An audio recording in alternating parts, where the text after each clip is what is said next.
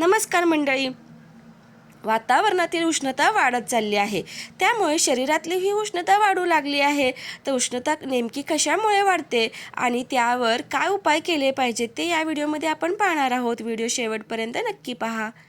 Body heat वाढणे ही समस्या उन्हाळ्यात किंवा चुकीच्या आहार विहारामुळे उद्भवते. आयुर्वेदात याला पित्तदोष वाढणे असेही म्हणतात. शरीरातील उष्णता का वाढते?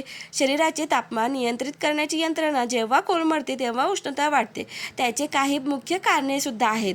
आहार, अति तिखट, मसालेदार, तळलेले पदार्थ आणि आंबट पदार्थांचे अतिसेवन, पेय, चहा, कॉफी, मद्य, अल्कोहोलचे अतिप्रमाण, पाणी कमी पिणे, शरीरातील टाकाऊ घटक बाहेर पडण्यासाठी पुरेसं पाणी न मिळणे, पर्यावरण, कडक उन्हात जास्त वेळ काम करणे किंवा उष्ण वातावरणात राहणे, औषधे, काही विशिष्ट प्रतिजैविकांचे, अँटीबायोटिक्स किंवा कडक औषधांचे परिणामसुद्धा असू शकतात.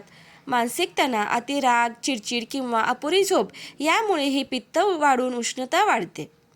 उष्णता वाढली आहे हे कसं ओळखायचं बरं? तुमच्या शरीरात उष्णता वाढली आहे हे काही लक्षणांवरून ओळखता येतं. जसं की डोळ्यांचे जळजळ, डोळे लाल होणे किंवा आग होणे, लघवीचा रंग, लघवी गडद पिवळी होणे किंवा लघवी करताना आग होणे, त्वचेच्या समस्या, चेहऱ्यावर पिंपल्स येणे, पुरळ उठणे किंवा घामोळ्या होणे, पोटाचे विकार, छातीत जळजळ, ॲसिडिटी, तोंड येणे किंवा अपचन, इतर तळहातात किंवा तळपायांची आग होणे, जास्त घाम येणे, सतत तहान लागणे.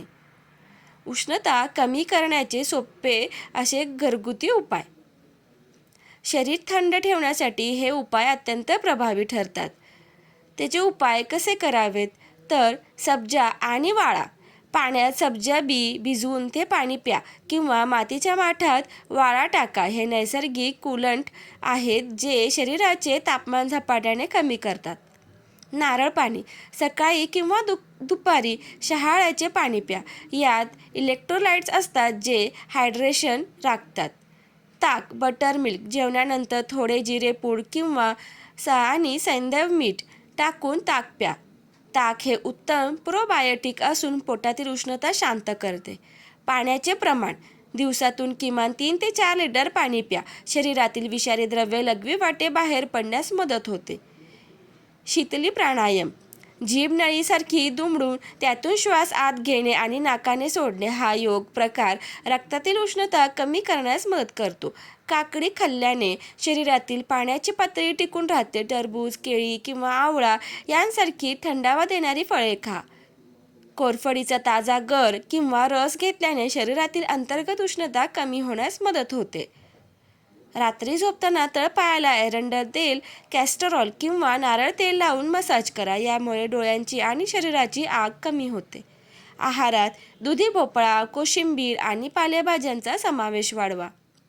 रात्री 1 चमचा धणे आणि 1 चमचा जिरे पाण्यात भिजवून ठेवा. सकाळी हे पाणी गाळून प्यायल्याने शरीरातील उष्णता त्वरित कमी होते.